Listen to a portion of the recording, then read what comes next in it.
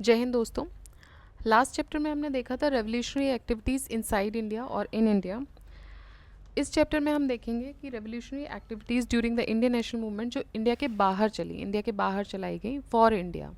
ठीक है, so we'll start with the first question. The Indian home rule society in London, Indian home rule society in London was started by, so it was started by Shyamji Krishna Varma ने start की थी 1905 में। फरवरी 1905 में London में श्यामजी कृष्ण वर्मा ने Indian home rule society establish की, जिसको India house भी बोला गया। जो एम था इस सोसाइटी का वो ये था कि सेल्फ रूल को इस्टेब्लिश करना by intimidating the British government. यहाँ से एक न्यूज़पेपर भी उन्होंने चलाया जिसका नाम था sociologist. Shyamji departed from London for Paris due to over activeness of government machinery and later to Geneva. ठीक है, तो इनको डिपार्ट किया गया लंदन से पेरिस और फिर वहाँ से Geneva. Next question, Shyamji Krishna Varma ने इंडियन हाउस या इंडियन होम रूल की सोसाइटी की स्थापना कहाँ की थी? लंदन में की थी 1905 में। Indian home rule society was founded in which year? 1905। Indian home house in London was establish by Shyamji Krishna Varma. Who was the founder of Indian house in London? Shyamji Krishna Varma. Next, who among the following founded the Gadar party? तो Gadar party Lala Hardayal जी इसके founder रहे। 1913 में at San Francisco Sohan Singh Bhakna ने Hindustan association of Pacific coast की स्थापना की। ये एक ऑर्गेनाइजेशन था। ये ऑर्गेनाइजेशन ने एक पेपर पब्लिश करना शुरू किया, Ghadar. That is why this organisation was later known as the Gadar party. इसी पेपर के नाम से, गदर के नाम से, ये ऑर्गेनाइजेशन बाद में गदर पार्टी के नाम से फेमस हुआ। Lala Hardayal was one of its founding members. तो सोहन सिंह भाकना अगर ऑप्शन में होता है तो सोहन सिंह भाकना इसका सही आंसर होगा। लाला हरदयाल इसके फाउंडर मेंबर थे और टॉर्च बियरर भी थे। इसके और जो बाकी मेंबर्स रहे, important members, they were Raja Mahendra Pratap, Abdul Rahman, madam Bhikaji Cama, Bhai Parmanand, Kartar Singh Sarabha and Pandit Kashiram. So ये इसके कुछ इंपॉर्टेंट मेंबर रहे। Since in the option Sohan Singh Bhakna's name is not given, therefore option A correct हो जाएगा। Next, who among the following was not associated with Ghadar party? तो देखिए, खुदीराम बोस जो हैं वो एसोसिएटेड नहीं थे गदर पार्टी से। बाकी लाला हरदयाल, बरकतुल्ला जी और पंडित रामचंद्र, ये तीनों ही एसोसिएटेड थे। सो गदर पार्टी हमने देखा कि इस्टेब्लिश हुई थी 21 अप्रैल 1913 को सैन फ्रांसिस्को में, to fight for the independence of India from British, and it was formed by the immigrant Indian settled in USA and Canada. तो जो भी इमिग्रेंट इंडियंस थे जो सेटल हुए थे यूएसए और कनाडा में, उनके द्वारा ये पार्टी बनाई गई। It was headquartered at San Francisco USA. Lala Hardayal इसके फाउंडर थे with Sohan Singh Bhakna as president. Ramchandra, Barkatullah, Rash Behari Bose, Raja Mahendra Pratap, Abul Rahman, madam Bhikaji Cama, Parmanand, Kartar Singh Sarab, Pandit Kashiram, ये कुछ और इम्पॉर्टेंट मेंबर्स इसके थे। खुदीराम बोस एसोसिएटेड थे with the throwing of a bomb on king fort along with Prafulla Chaki on 30 April 1908, और ये सबसे यंगेस्ट भी रहे जिनको फांसी की सज़ा मिली। He was only 18 years and few months. So unfortunately जिसको मारना था वो, उसकी डेथ नहीं हुई, उसके बजाय उनकी बीवी और उनकी बच्ची की डेथ हो गई, and they were very guilty. So इसी गिल्ट में आके प्रफुल्ल चाकी ने तो सुसाइड कर लिया, जबकि खुदीराम बोस को सिर्फ 18 साल 8 महीने और 8 दिन की उम्र में इनकी मृत्यु हो जाती है, इनको फांसी दे दी जाती है 11 अगस्त 1908 को। ठीक है, who organize the Gadar party? Lala Hardayal. Again इसमें लाला हरदयाल का ही ऑप्शन है। इसमें से कोई भी नाम अगर आ जाता है, सोहन सिंह भाकना आता है तो सोहन सिंह भाकना, या कोई और नाम भी आता है फ्रॉम द फाउंडिंग मेंबर्स तो वो हम याद रखिएगा। नेक्स्ट, गदर पार्टी इस्टेब्लिश कब हुई थी? 1913 में हुई थी।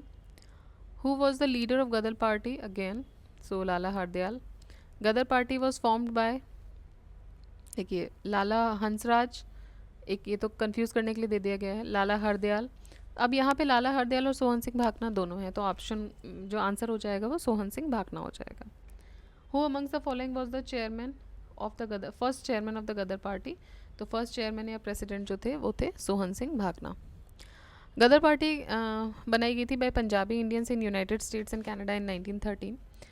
एम था इनका securing India's independence from British rule. इसके जो की मेंबर्स थे वो लाला हरदयाल थे, सोहन सिंह भाकना, करतार सिंह सरब, रास बिहारी बोस। सोहन सिंह भाकना इसके पहले चेयरमैन बने। Party use to publish Hindustani Gadar newspaper which was published in Urdu and Punjabi language. Where were Gadar revolutionaries um, who became active during the outbreak of First World War based? So ये जो गदर revolutionaries थे ये waste America में थे. During the First World War, San Francisco in the North America was the center of revolutionary of Gadar movement. San Francisco जो है वो western part में है यूनाइटेड स्टेट्स के, सो ऑप्शन सी को सही ऑप्शन माना गया है. But if one takes in terms of south and north America continents तो फिर ऑप्शन हो जाएगा आपका बी, नॉर्थ अमेरिका. ठीक है, तो नॉर्थ अमेरिका में भी ईस्ट वेस्ट नॉर्थ साउथ तो हर जगह ही रहेगा. तो नॉर्थ अमेरिका में भी यूएसए की अगर बात करें तो ये वेस्टर्न यूएसए में थे, और अगर कॉन्टिनेंट वाइज देखेंगे तो ये नॉर्थ अमेरिका में थे. ठीक. जनरली अमेरिका इज सब divided into 3 parts: north America, central America and south America. Next, Gadar Party was founded in, so it was founded in USA, San Francisco. In which of the following countries Gadar Party was founded? Again, USA. Gadar और गदर party was क्या थी? तो ये एक revolutionary association थी Indians की with headquarters at San Francisco. 21 अप्रैल 1913. The headquarters of Gadar Party was at again San Francisco. What was the cause of outbreak of Gadar Revolution? तो cause of outbreak जो था गदर रेवोल्यूशन का वो था beginning of the first world war. देखिए, स्वदेशी के डिक्लाइन के बाद जो टॉर्च बियरर थे नेशनलिज्म के वो भी इनएक्टिव हो गए, जैसे हमने देखा लास्ट चैप्टर में कि अरबिंदो घोष जो थे, ही वॉज एन एक्सट्रीमिस्ट. उनको जब जेल की सज़ा हुई उसके बाद फिर वो जेल से निकले, then he started into spirituality, और धीरे धीरे वो इनएक्टिव हो गया. पौंडीचेरी में जाके उन्होंने आश्रम बना लिया. इसी तरीके से बाकी लोग भी जेल में जो लंबे समय तक रहे वो बाद में जाके इनएक्टिव हुए and they started doing their own things. तो थोड़ा सा मामला शांत हो गया स्वदेशी के बाद, और जो टॉर्च पेयरर्स थे वो भी इनएक्टिव हो जाते हैं. 1914 में जब अचानक से फर्स्ट वर्ल्ड वॉर ब्रोकआउट होता है तो ये इंसिडेंट जो था it was taken as an advantage by Indian nationalist. इस समय पे जो कॉन्सेप्ट था that was famous by the मतलब जो कॉन्सेप्ट था was famous that any distress on England is an advantage for Indians and it should be taken as a chance. तो कोई भी अगर डिसएडवांटेज हो रहा है, फर्स्ट वर्ल्ड वॉर चल रहा था, वर्ल्ड वॉर मतलब बड़ी पावर सारी इन्वॉल्व है. इंग्लैंड उस टाइम पे बहुत सबसे ज़्यादा रूल अलग अलग जगहों पे करने वाली जो कंट्री थी वो इंग्लैंड थी. तो अगर थोड़ा सा भी ब्लो आता है then they could be easily eliminated, मतलब ये ऑप्शन हो सकता था, ये चांस बन सकता था. नॉर्थ अमेरिका में Ghadar revolutionaries and in India Lokmanya Tilak, Annie Besant with their swadeshi organisation, इन्होंने इसका एडवांटेज उठाया. And Gadar revolutionaries through the armed struggle tried to overthrow the British rule. Who among the following established a republican government abroad? Republican government बाहर बनाने का श्रेय किसको जाता है? तो ये जाता है महेंद्र प्रताप को, राजा महेंद्र प्रताप. तो फर्स्ट वर्ल्ड वॉर के टाइम पे राजा महेंद्र प्रताप ने provincial government of India establish की. कहाँ पर? काबुल में, अफगानिस्तान, 1915 में. इस गवर्नमेंट में राजा खुद ही himself became the president and his associate Maulvi Barkatullah worked as the prime minister. तो ये कहाँ जाके बनाया इन्होंने? काबुल, अफगानिस्तान में. And Russia gave recognition to this government also. तो रशिया ने इस गवर्नमेंट को रिकग्निशन भी दी. तो इन्होंने एक पैरेलल गवर्नमेंट बना दी. कहाँ पर? काबुल में. वहाँ जाके गवर्नमेंट बना के खुद ही उसके प्रेसिडेंट बने. वाइस प्रेसिडेंट इन्होंने बरकतुल्ला जी बने वहाँ पे, मौलवी बरकतुल्ला. और जर्मनी और रशिया ने इसको रिकग्निशन भी दिया. Then a provisional government of India with Raja Mahendra Pratap as its president was established during the first world war in, so it was established in Kabul, Afghanistan. Interim government under the leadership of Raja Mahendra Pratap was founded in Kabul with the support of Germany during, तो क्या period था ये जब ये बनाई गई? तो 1915 की बात है. तो फर्स्ट वर्ल्ड वॉर चल रहा था. इसमें से कोई गदर मूवमेंट नहीं, गदर मूवमेंट भी इसी की वजह से फ्लेक आउट हुआ. देन फर्स्ट वर्ल्ड वॉर का ऑप्शन नहीं है इसमें, so none of the above इसका आंसर हो जाएगा.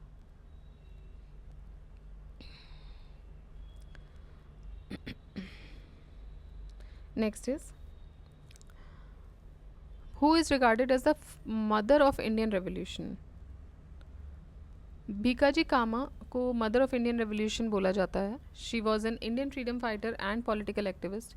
She was born to an extremely wealthy Parsi business family, and she led the revolutionary movement from America and Europe for India's freedom. All the International Socialist Congress held at Stuttgart in 1907. She unfurled the first version of the Indian national flag. ठीक है, तो Stuttgart में उन्होंने Indian national flag का first version भी लहराया. And she designed this flag, and she struggled with her full strength for Indian freedom and worked for it. 30 साल तक वो रिजाइड की पेरिस में. 1936 में ये वापस आती है Mumbai at the age of 75, and the same year she died also. She was popularly known as the mother of Indian revolution. So again next question भी सेम है. Who is regarded as the mother of Indian revolution? Madam Bhikaji Cama. Consider the following statements about Madam Bhikaji Kama. She unfurled the national flag at International Socialist Conference in Paris in the year 1907. देखिए Stuttgart Germany में किया था उन्होंने. ठीक है. और second है madam Bhikaji Cama served as private secretary to Dada Bhai Nehru ji. Yes, this is true. She served as private secretary to Dada Bhai Nehru ji, and she was born to a Parsi family. Yes, she was born to extremely rich, wealthy Parsi family, business family. ठीक है. तो भीकाजी कामा का जन्म होता है 1861 में, 1861 में 24 सितंबर को. एंड उनके पेरेंट्स जो थे देवर पारसी. सौरभजी पटेल उनके पिताजी का नाम था, and she was married to Rustam KR Cama. ये एडवोकेट थे और सोशल एक्टिविस्ट भी थे. मैडम कामा ने दादा भाई नेहरू जी के पर्सनल सेक्रेटरी के तौर पे भी काम किया. And the great leader of Indian national movement, and after some period she associated herself with the freedom movement when she came into contact of European scholars and students. For rest of the details about Kama, please see the above. Okay, बाकी हमने पहले देख ही लिया है थोड़ा सा इनका information. She first unfurled the national flag at international socialist conference on 22 August 1907 in Germany Stuttgart. ठीक है, तो अगस्त का ही महीना चल रहा है. अगस्त में बहुत सारी चीज़ें हुई हैं, बहुत सारे न्यू डेवलपमेंट्स हुए जो याद रखने लायक हैं. तो अगस्त के 22 अगस्त को इन्होंने पहली बार झंडा फहराया था. कहाँ पर? जर्मनी स्टटगार्ट में. Among the following women, who was the first to unfurl the Indian tricolor? She was Bhikaji Kama. Okay, so Madam Bhikaji Kama. Where did Madam Kama hoist the first tricolor flag? So at Stuttgart, Germany. Where did Madam Kama unfurl India's tricolor flag? Stuttgart, Germany. Which of the following pair got sentenced to be hanged for? Which of the following pair got sentenced to be hanged for assassination of British officers in England? ठीक है, तो British officers को मारने के लिए किसको फांसी मिली थी? राजगुरु और सुखदेव ने. इनको लाहौर कॉन्स्पिरेसी में मिला था. Khudiram Bose and Surya Sen, no. इन्होंने बॉम्ब केस जो हुआ था, Alipur bomb case, I mean 1908 वाला जो केस था जिसमें किंग्सफोर्ड को मारना था, वो हो गया. मदन लाल ढींगरा एंड ऊधम सिंह, यस, मदन लाल ढींगरा और ऊधम सिंह, क्योंकि ऊधम सिंह ने बदला लेने के लिए वापस जाके, जब ये जलियांवाला बाग जो इंसिडेंट हुआ था, तो जनरल डायर था और माइकल ओ डायर था जो इसके ऊपर वाला, दोनों ही डायर थे. General Dyer who was present at the site, and Michael O Dyer जिसने इसके लिए परमिशन दिया था, तो उन्होंने उनको जाके मारा था. So yes, they were sentenced to be hanged for assassination of British officers in England. And Kartar Singh Sarab and Ashfaqulla Khan, नहीं, ये भी नहीं थे साथ में. तो मदन लाल ढींगरा और Udham Singh would be the right answer.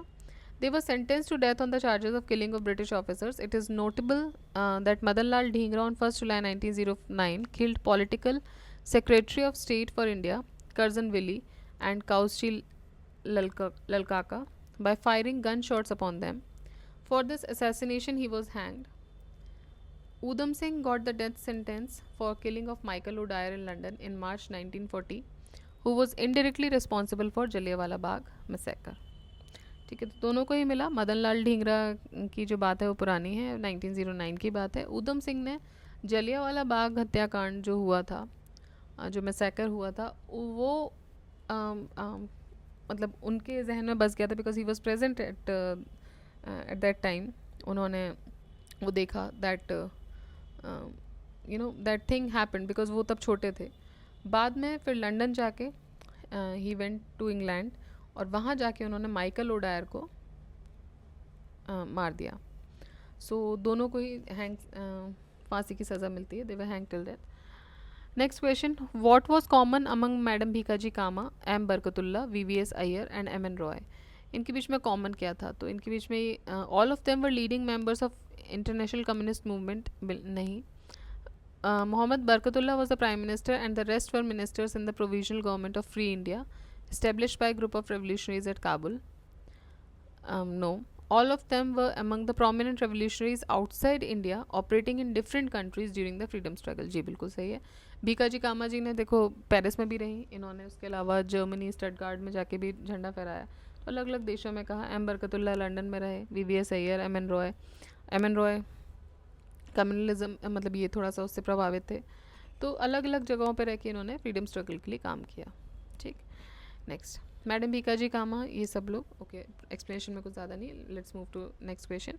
What was Komagata Maru? Komagata Maru क्या है? पॉलिटिकल पार्टी है जो कि ताइवान में बेस्ड है. पीजेंट कम्युनिस्ट पार्टी है चाइना की. A naval ship of voyage to Canada, और या फिर एक चाइनीज़ विलेज है जहाँ पे माउथ से lung begin his long March.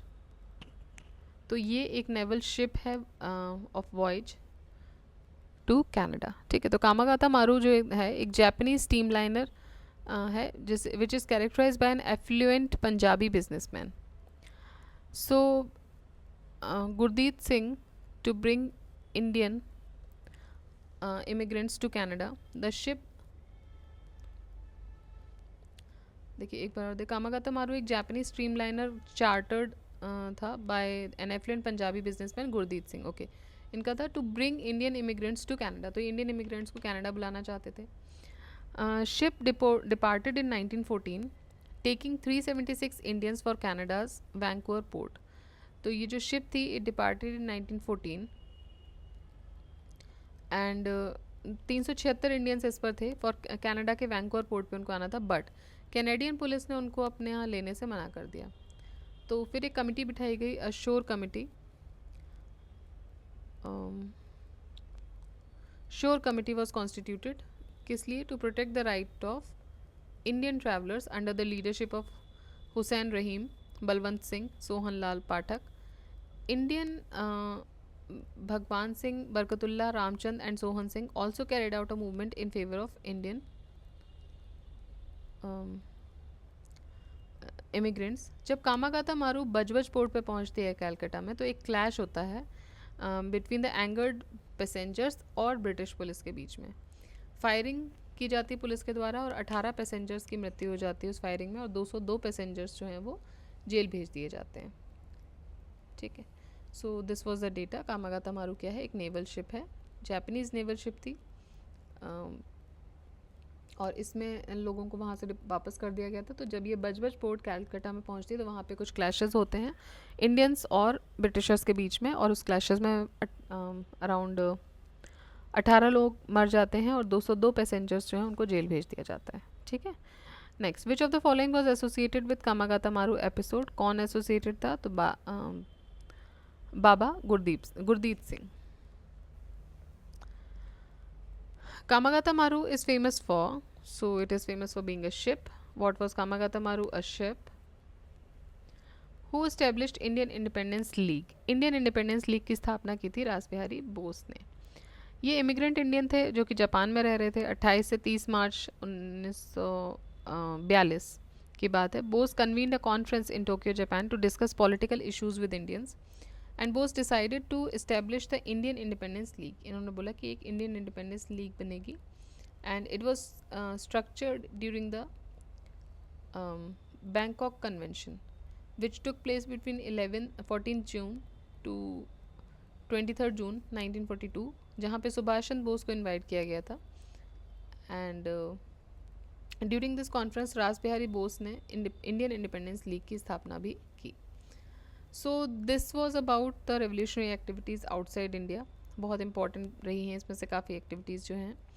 So this was all about this chapter. We will see another chapter, that is partition of Bengal and Swadeshi movement, in the next video.